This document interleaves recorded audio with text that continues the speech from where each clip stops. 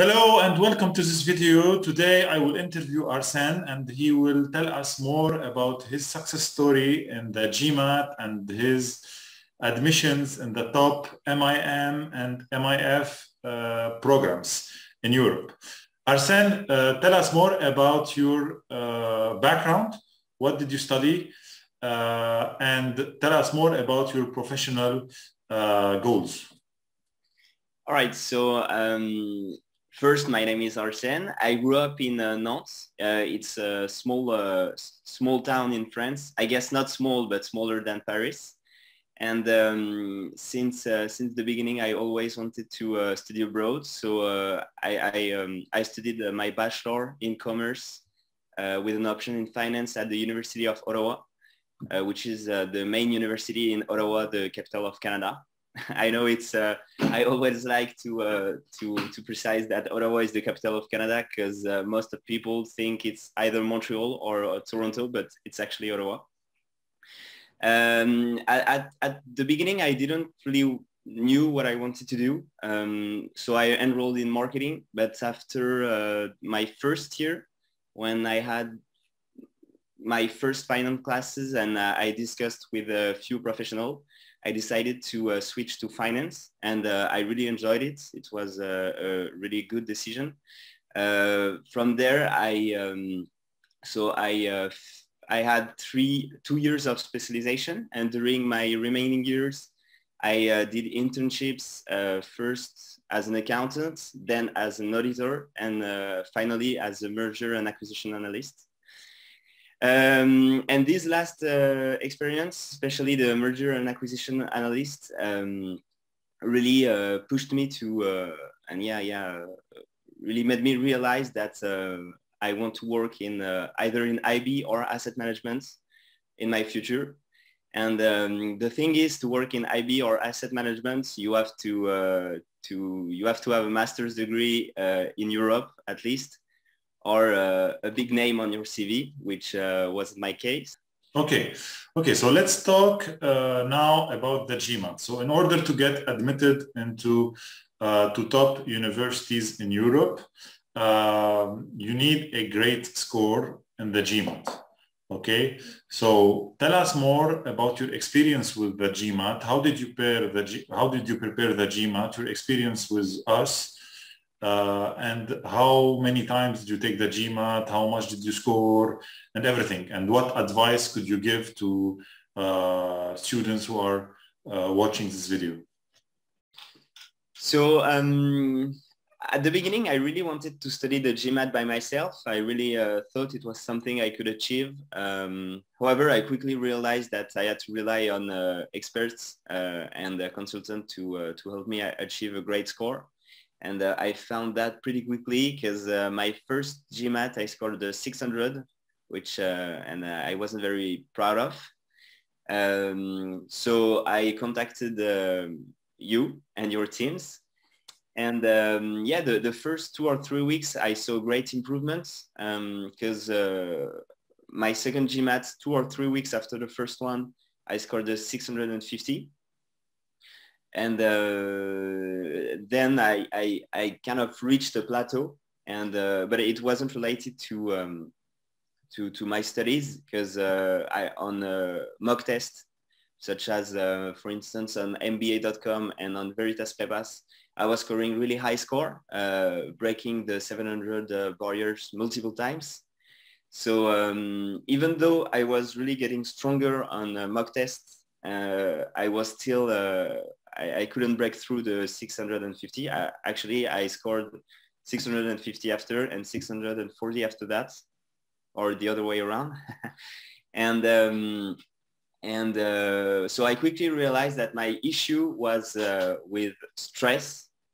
And so I had to face a new challenge, which was managing my stress during the real exam, because when you're in front of the Gmat, you think that like this is the test that will allow you to pursue your studies and that will in some sort shape your future. So when you realize that in front of the screen, it's not easy to perform as well. But I got over it, and I scored 700 at my final Gmat, which was the last Gmat I was allowed to take in a year. So if I didn't score that 700, maybe I would not be able to. I wouldn't have like acceptance letters. Okay, great. So after 5 times, you scored 700. Usually, people stop at their third time or fourth time, but you continued and you scored 700. So tell us more. Also, you worked with us, with our team. How was it? And tell us more about what did we give you? How did we help you to achieve the score? What is the value of our coaching? Yeah, so well, the GMAT is really not about other mathematics or orthograph, to those who are familiar with the exam. It's, yeah, there is of course math, there is math, but it's a tool. The real goal here is to test how can you solve problems in a smart way, in an efficient way, and using, of course, either math for the quant part or orthograph, grammar, and yeah, for the second part. And so what your team really really helped me for was first the rules, especially for the verbal parts, because even though I speak English, I spoke English every day in Ottawa, I really didn't know every grammar rules that I needed in order to achieve a good score at the GMAT. And yeah, so, but really the main thing is a new way of tackling issues, tackling problems in not the traditional way, but the GMAT way. Yeah. Yes, you need to think a bit outside of the box. Exactly. Yeah. That's what we teach to our students, to always apply our strategies that will enable them to solve questions very quickly. And this is the goal, and this is how to score, how to get a good score. So great. So for the GMAT 700, and now that's a great score, but it doesn't guarantee you the admission. If you want to get admitted, you need to prepare a good CV, good essays, and prepare also your interviews. So tell us more about this part. Tell us more about the essays. What do you give as an advice for people who are preparing the essays? And tell us more about your experience with us, with our team. Writing an essay for application is not like writing any essays. There is an implied structure that you need to know, and that you necessarily don't know when you are applying without any coach or without any assistance. And so yeah, what you guys helped me do was I was able to first exploit everything I did in my past and use it kind of as an argument in my essays. Then you helped me tell a story about kind of a timeline and a story like about what I did and why I did it, which was really important to be honest, and because it's like it gave me a personality. I also think that the structure of the essays that you told me, which is talk about your background, then talk about your goals, and then tell why this school will help you achieve your goals, is a structure I couldn't find online, and that I think is the baseline for every essays. I think, yeah, that's, you also helped me a lot with the sentences, grammar. Yeah, you also helped me a lot with that. Okay, okay, great. So I think your advice is gonna be to think well about how to structure every essay. This is your main advice, I think. Do you have any other advice for people writing their essays right now?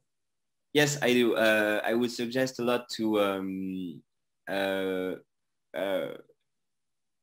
know the schools you're applying to, like deeply. Knows like you have to know which classes you will take, which elective, which track you will take. You have to know like the association, like the student life. In my case, I also did research for London School of Economics on papers that some of the teachers published. So you have to go deep into the school and show that you know what you're talking about, and show that they're the one you want to go. Great, great, great. That's really a good advice, because people usually just copy paste their essays from one school to another without taking into account some specifications about each school. And this is really, really bad. They need to know more about each school so they can really draft a great essay. I remember just an advice you told me, which was really important, is that when you read someone's essays and you like you don't see the school name, you have to know which school the essay is talking about without knowing the name of the school. Tell us more about the interviews you have done with Bocconi, Zadeh, ESCP, EM Lyon. Which one was most challenging for you? What did you learn? And of course, tell us your advices for people who are applying to MIM or MIF. So I think what is very important, and what you gotta keep in mind when doing the interview, is that interviewers are not looking for your academic achievements. They already had that on your CV. They already had that in your essays. Now they are looking to, they want to know you. They want to know your motivation. They want to know what really you want to do in the future. And they want to do, they also want to know if what you put in your essays wasn't just like small talks, but really your motivations.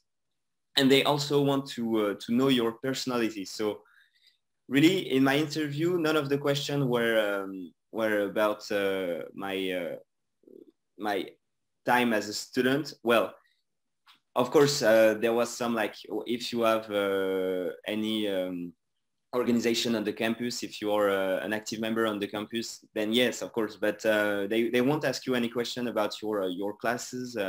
They will. They want to know what you want to do in the future, why you want to do it, and yeah, they also want to know like what are you enjoying on your free time, and also how the program will help you achieve your goals. Of course, yeah, and of course they ask question about why do you think their program will help you achieve your goals, and it's kind of the same task as an essay, but here you don't have room for like, you have to know your subjects and know it well, because you don't know the question they're going to ask you. Yeah, so it's really you have to work up front, and you have to study to know your motivation. I think that's kind of hard to really know what you want to do and why you want to do it. For me, I had to think about it like maybe for 1 or 2 days, and finally, I think they really want to see a cool person. Like, they want to see someone who has communication skills, who seems to be a cool guy or a cool girl, because the person has a lot of hobby on the side, a lot of activities. Extracurriculars. So they want. I remember you told me they want a round profile, so they want people who are not just beasts academically or good students, but also people with personalities, interests, passions. Yeah. Great. So which school did you finally choose? Which program and why? So I between the 4 school, I picked Bocconi University for now. I'm still waiting on the final decision for London School of Economics. And if you get admitted to London School of Economics, what would you do? I think I will join London School of Economics. It's really for one reason. It's because it's a 1-year program, and I like studying, but I also want to join the professional world. So it's mainly for this reason, and yeah. So I choose Bocconi because, well, it's one of the best masters in finance in Europe and also in the world. What can I say more? So the program is known to be very, very challenging and very demanding. So the masters in finance from Bocconi will ask you more than your typical masters in finance from another business school. It's also a master that allows you to join the quant field, like because nowadays, if you want to work in asset management and really quantitative, the quantitative field of the finance industry, you have to hold, I think, like information or a technical degree, not commerce. And Bocconi is a degree that allows you to jump into this field if you want to. It's also a strong brand name because, well, obviously it's Bocconi, and it's very well known in North America. That was something very important for me because I want to, when I graduate, I may want to work in Canada or in the US. So having a strong brand intentionally was also an important point. And yeah, what can I say more? Actually, to be like, Bocconi was a dream of mine since maybe 2nd year of my bachelor. I wanted to go to do my exchange there. Sadly, it got cancelled because of COVID. But yeah, yeah, since a long time, I really wanted to go there, and it was. I think there was really 2 programs on my radars. It was the Master in Financial Analysis from the London Business School and the Master in Finance from Bocconi University. That's it. So if I can summarize everything, I would say that you showed a lot of perseverance. You didn't stop. You did the Gmat once, twice, 3 times, 4 times, 5 times. You didn't stop. You always showed up.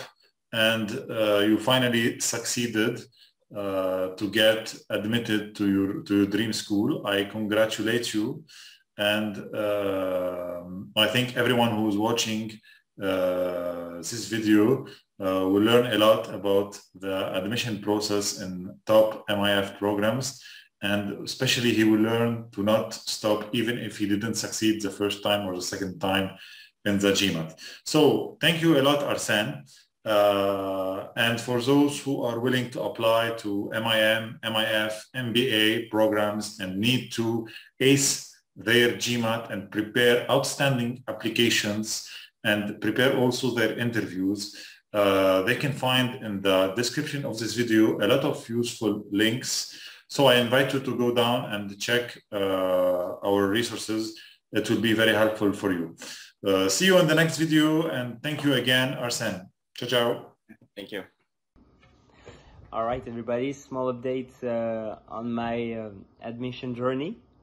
I just received an offer from the London School of Economics and Political Science for their master in finance full-time.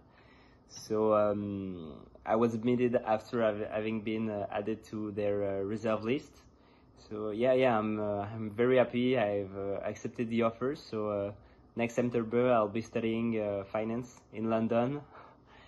Yeah, it's really a dream come true. And again, I couldn't have done it without Hannis's help and all his team, both for the Gmat and also for the admission process. So thanks again. Thank you for everything. And again, you can't go wrong with Hannis and his team, and they'll get you admitted everywhere you want. All right, bye.